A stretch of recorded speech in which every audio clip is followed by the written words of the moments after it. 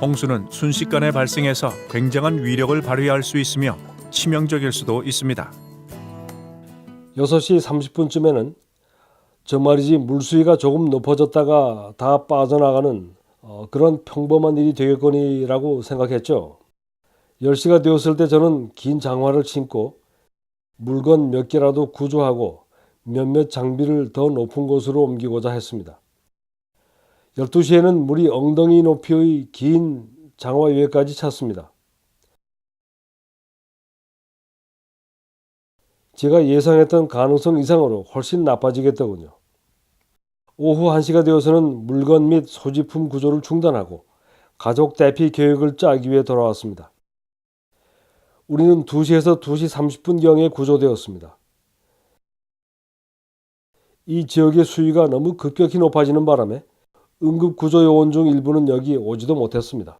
마이클 씨는 본인의 예상보다 심각했던 홍수 사태를 겪었던 본인의 경험을 공유했습니다. 그의 경험을 통해 우리는 신속한 행동을 취하는 것이 얼마나 중요한지를 알 수 있습니다. 이 소리는 홍수 경보가 발령되면 듣게 되실 경보음입니다. 이 소리에 이어 안내사항과 지시가 전달될 것입니다. 경보는 일반적으로 생명이나 건물을 위협할 만한 사건이 생기기 12시간 전에 발령됩니다. 돌발 홍수 발생 시 이 시간에 훨씬 못 미칠 수도 있습니다. 홍수 경보가 발령되면 신속히 행동하고 대피 준비를 하십시오. 귀하와 애완동물의 재난 준비 상자를 귀하의 차량으로 옮기십시오. 대피소를 최종 점검하시고 애완동물도 허용되는지 확인하십시오. 대피 경로를 점검하십시오. 계속해서 지역 날씨 상황을 지켜보십시오. 대피. 홍수 시 당국에서 대피를 권장할 수 있습니다. 대피 권고를 받으면 지체하지 마십시오. 대개의 경우 구조요원 인력에 제한이 있기 때문에 사람들을 집에서 대피시킬 기회가 한 번 있는데 오직 그 한 번의 기회밖에 없습니다. 집을 떠날 준비가 되면 주 전원 스위치를 내려 전기, 수도, 가스를 차단하고 물을 잠그고 천연가스 또는 프로판 가스 밸브를 닫고 집 및 차량 열쇠를 챙겨 문 단속하고 떠나십시오. 대피 도중 안전. 대피 시에는 안전이 최우선 과제가 되어야 합니다. 다수의 사망 및 부상이 사람들이 차 안에 갇히거나 홍수물에 휩쓸릴 때 발생합니다. 대피 시 흐르는 물살을 가로질러 걸으려 하지 마십시오. 6인치 정도 높이의 얕은 급물살에도 걸려 넘어지실 수 있습니다.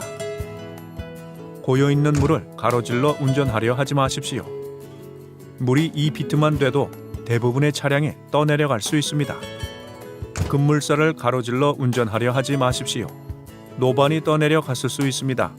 물의 강도와 위력을 과소평가하지 마십시오. 찻길을 볼 수 없으면 물을 가로질러 운전하지 마십시오. 만일 수위가 너무 급격히 증가하면 안전 대비를 위해서는 지원이 필요하실 수도 있습니다. 베버리 씨는 순식간에 자택에 갇혀 구조 지원이 필요해졌을 때 이를 몸소 체험했습니다. 물이 찬장 위로 매우 빠르게 찼어요.